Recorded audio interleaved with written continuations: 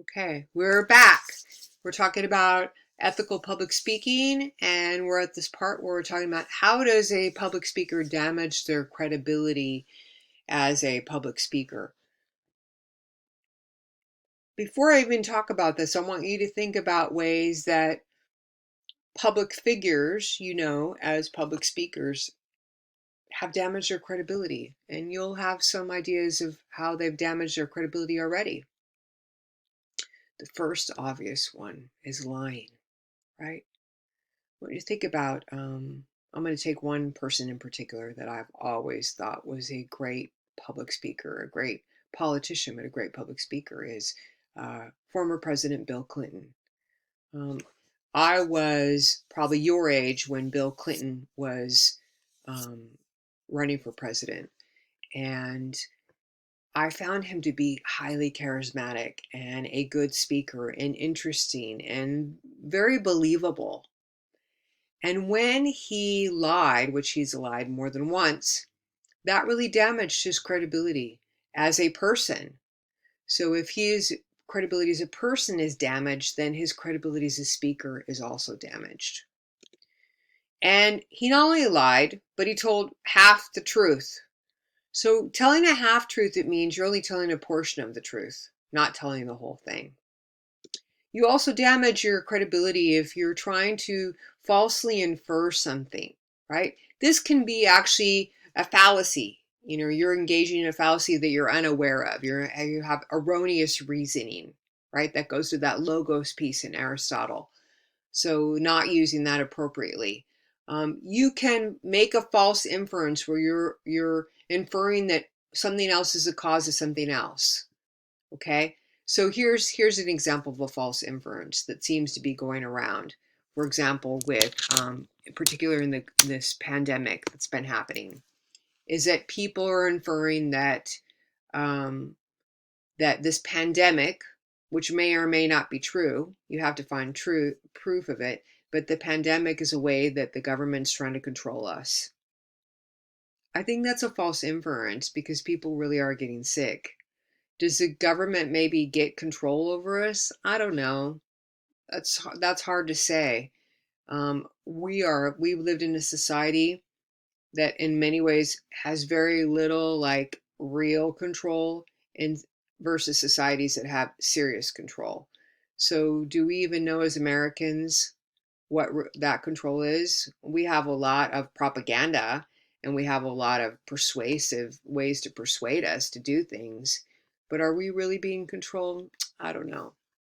But a false inference really is about trying to infer something is related to something else when it's really not. Okay.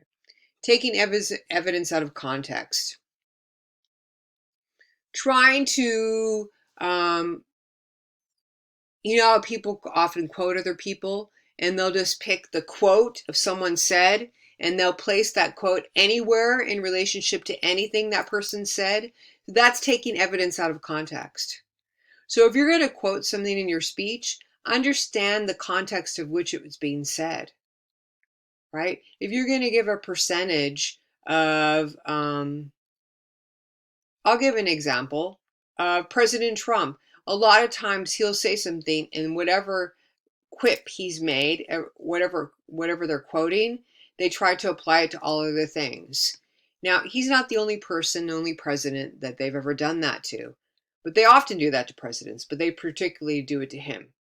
So that's an example of when you take things out of context, or you're not considering the context of which something was said, that influences and shapes the message. That's purposely trying to distort the information that you're giving us, being dishonest. Okay, not telling us anything, lying by omission. And plagiarism, we're going to talk a little bit more about plagiarism so you really have a good sense of it. I imagine though that in college, that as you enter college, you've already had that talk from your counselor about plagiarism, but we're going to talk a little bit more about that. And I really want to drive home the importance of not plagiarizing and why. Not just because you could get kicked out of college, which you can. You could get banned from any colleges if you've done it really badly and consistently. But here's the thing.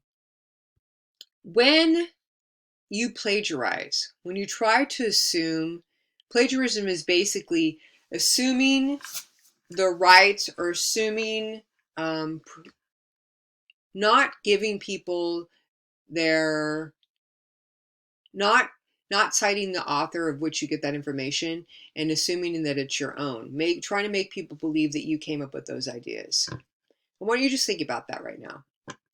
I want you to imagine yourself, you're a person who's been in school, you've gone all the way up to, you've got a doctorate in philosophy, and you're teaching mathematics at a college and at a 4-year university.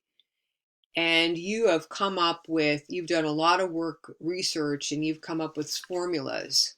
And there's a student who does a speech about this and uses that formula and tries to claim that that formula is their formula and they figured it out on their own within the body of their speech. Or even written about it and didn't cite you as a source.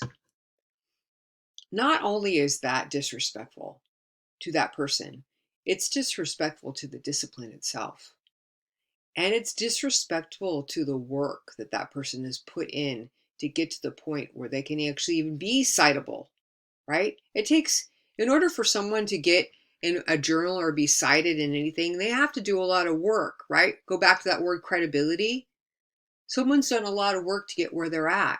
They deserve to be treated with respect. Citing is not just about playing by the rules. It's about treating that person with the respect that's due them, because they jumped through the hoops. They overcame obstacles, personal and professional, to get where they're at, and they deserve to be cited for the work that you're using to contribute to the information that you're presenting. So how do we do that? We cite by direct quotation. We can directly quote from the material that you're pulling from. You can paraphrase. Paraphrase means put it in your own words, but you still cite where you got it from. Okay? So I'm giving a speech. Let's say I'm giving a speech about a certain policy around wolves. And when I'm giving those kinds of talks, I might say, the latest information I pulled from the U.S. Fish and Wildlife, according to U.S. Fish and Wildlife, on the latest research they've done in Montana, there are this many packs in there.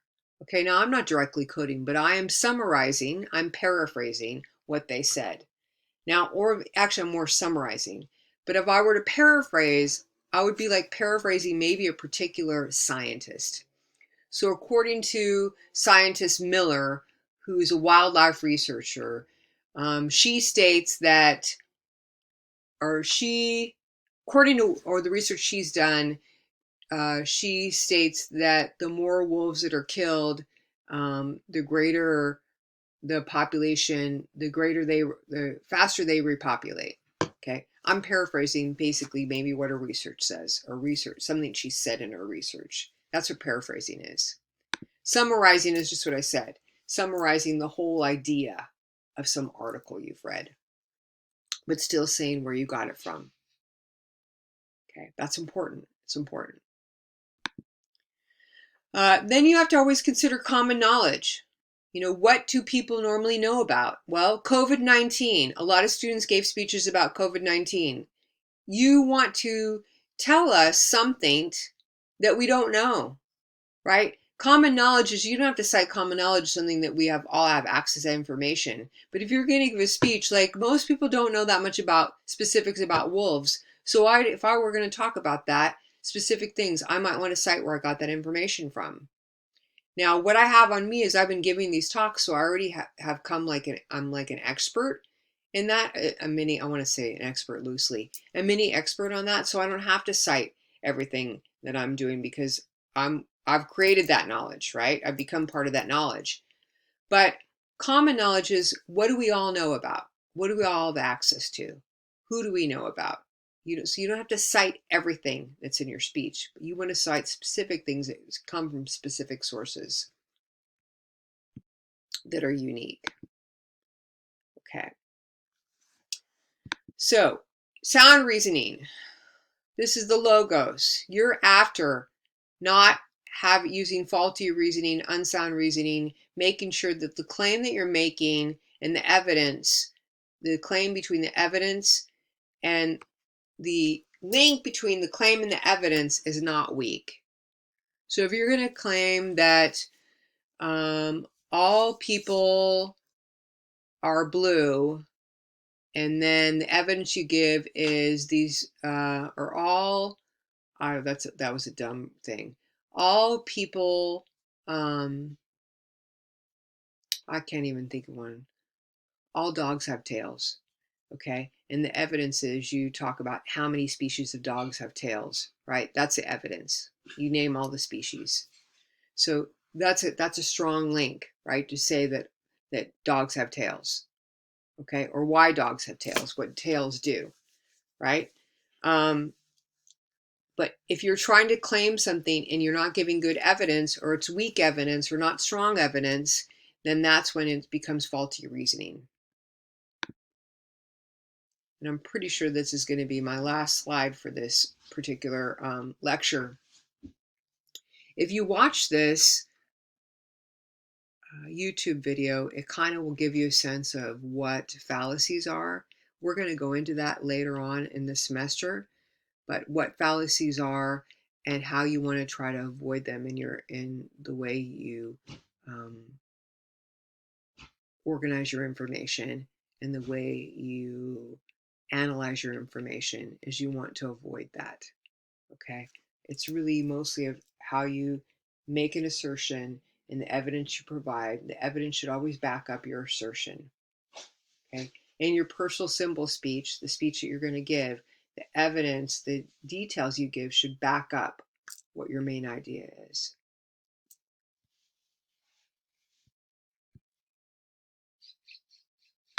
Okay, so that concludes us.